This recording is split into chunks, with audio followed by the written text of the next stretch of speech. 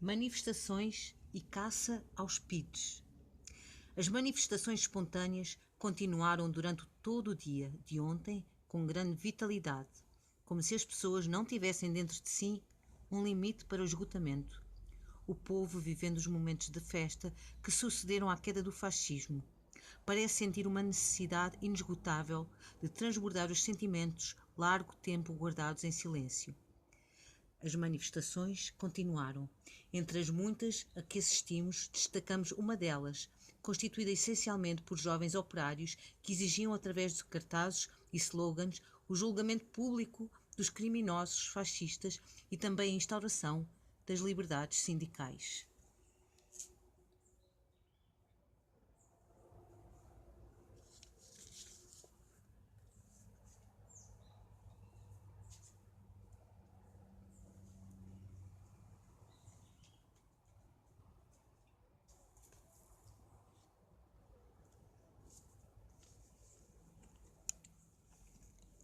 (29 de abril de 2020). Aqui estamos nós, lendo uma notícia de 29 de abril de 1974, publicada pelo Diário de Lisboa, em Portugal, após alguns dias da Revolução dos Escravos. Hoje eu vou apresentar o Walter Hugo Mem. Walter Hugo Mem é um escritor português que me foi apresentado aqui no Brasil durante o meu mestrado, porque eu trabalho com idosos agora. Na época eu trabalhava como palhaça em hospital com crianças, com alguns adultos, nomeadamente idosos, e o meu mestrado foi palhaço com idoso. E a minha orientadora na época aconselhou-me este livro. Devo dizer também que essa época que eu passei por esse mestrado, há algumas intransigências, há algumas formas de operar académicas, elas são igualmente fascistas. Sabia que existem muitas pessoas, alunos e não só, também professores, que caem em depressão profunda e alguns cometem suicídio? Precisamos de rever a nossa conduta e como queremos levar a vida. E agora, nesta época de quarentena, rever esses valores é muito importante, porque a nossa carreira, o nosso sucesso, ele tem a ver com... não tem a ver só com o sucesso individual e egóico, e sim com as relações que nós estabelecemos de empatia e alteridade.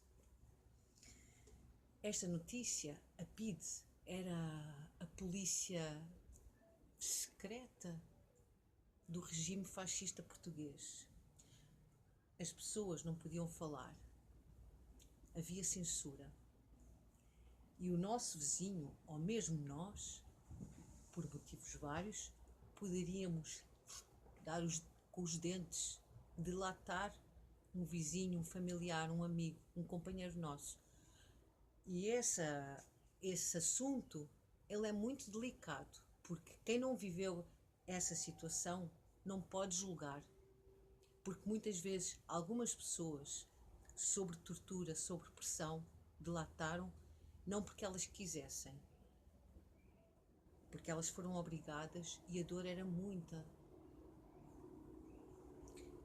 não é? Outras seguraram e nunca delataram. Outras, em Portugal se chama bufos, delatavam, deduravam por cobardia. Mas uma pessoa que está sob tortura e que fala nomes de companheiros, muitas vezes não é por cobardia, porque a gente não sabe, eu não sei o que é estar numa situação dessas. E espero que nenhum de nós esteja numa situação dessas. Julgar os PIDs, nesta época também havia muito, após 25 de Abril, a caça às bruxas. Então, nós também estamos cientes de quando estamos agindo por boa ou por má fé. E após estas décadas todas, nós podemos avaliar com mais tranquilidade que muita gente aproveitou-se desta época para chamar ao vizinho, ao amigo ou inimigo, sei lá, de fascista. só mudou a casaca. Então nós estamos cientes qual é a nossa motivação. Eu pessoalmente penso que a punição não é o caminho. Dentro de uma visão budista, por exemplo, não é punindo um fascista, que o fascismo vai acabar. É nós trazermos benefícios às pessoas e trazermos, sem aquele romantismo fofinho, mas trazermos novas formas de respirar. Hoje que se vive uma gripe e que as pessoas morrem porque não respiram, por falta de oxigênio.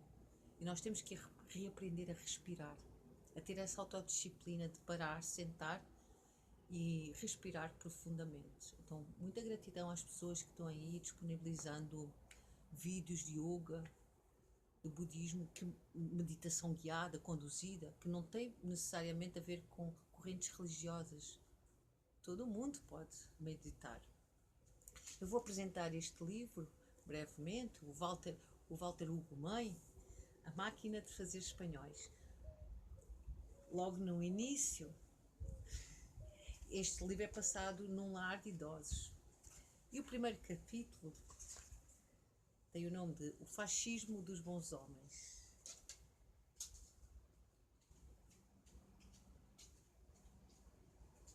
Somos nós nos nossos dias. Não importam.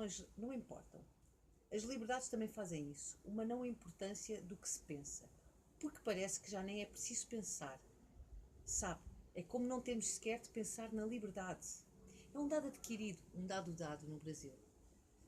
Como existir oxigênio e usarmos os pulmões não nos hão de convencer que volte a censura, qualquer tipo de censura. Isso seria uma desumanidade. E agora somos europeus. Qualquer iniquidade do nosso peculiar espírito há de ser corrigida pela Europa. Para sempre. Isto aqui é uma conquista e é como respirar.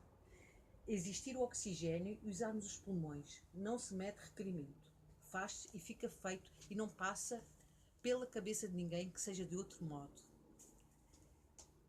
Eu também vou apresentar outro livro deste mesmo autor, Walter Hugo Mãe. Eu pessoalmente nasci em liberdade, na democracia. No mesmo ano que eu nasci, levaram-se ainda muitos anos para que a ditadura militar aqui no Brasil acabasse. Hoje vive-se na iminência de uma censura. Eu nasci e cresci achando que a liberdade era um dado adquirido, era um dado dado. Só que a liberdade, ela adquire-se e dá-se continuidade a... É uma relação como outra qualquer.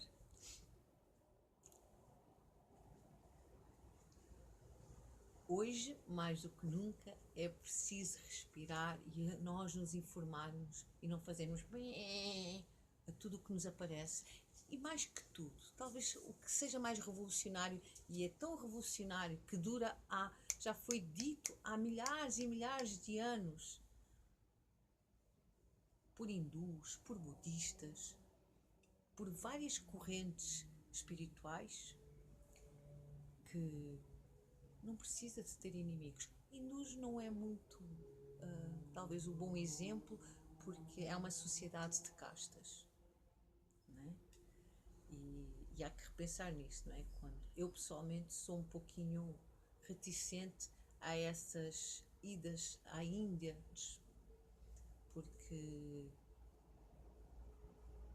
mesmo viagens espirituais, porque numa sociedade de castas, onde existe uma camada da sociedade que não é considerada parte da sociedade, que são os intocáveis, em inglês outcast, que são as pessoas que não valem nada, né?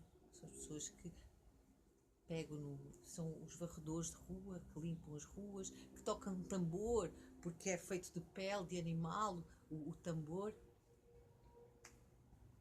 Eu fico bem reticente em relação a uma sociedade que ainda promove isso, como ainda tem um descaso com as mulheres.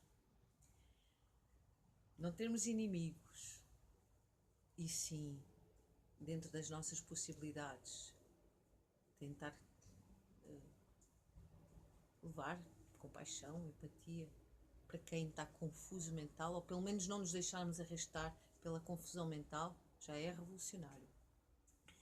Para finalizar, quero compartilhar aqui também algo escrito, dito há milhares e milhares de anos, que é Metta Bhavana. Metta Bhavana é uma prece que se diz no budismo, talvez em outras linhas também se dirá, que é uma prece de amor universal. Nós podemos visualizar-nos a nós, fazer isso para nós, como fazer para alguém que cruzamos na rua e que não temos nenhuma afinidade, para alguém com quem temos dificuldade em relacionar ou que aconteceu um conflito qualquer, para alguém que nós amamos perdidamente. Metta Bhavana é assim, sempre com umas reticências. Que eu seja feliz, ou que fulano seja feliz, que eu ou fulano encontre as verdadeiras causas da felicidade, que eu ou fulano supere o seu sofrimento, se liberte do seu sofrimento, que eu ou fulano possamos encontrar as verdadeiras causas do sofrimento e nos possamos libertar. Que nos possamos libertar do nosso karma, que é o padrão de comportamento, que possamos encontrar rápida e espontaneamente a nossa lucidez, que nós possamos encontrar, eu ou fulano, fulanos, possamos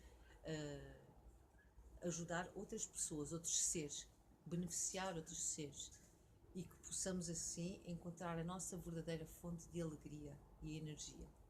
Isso chama-se Metta Bhavana, e se nós repetirmos isso várias vezes ou uma vez por dia, nós vamos começar a reprogramar a nossa mente, e a nossa mente é poderosíssima, faz milagres. Bom 29 de abril, me perdi. Hoje é quarta ou é quinta? É quarta, é quarta. Vamos que vamos. Tchau, tudo de bom.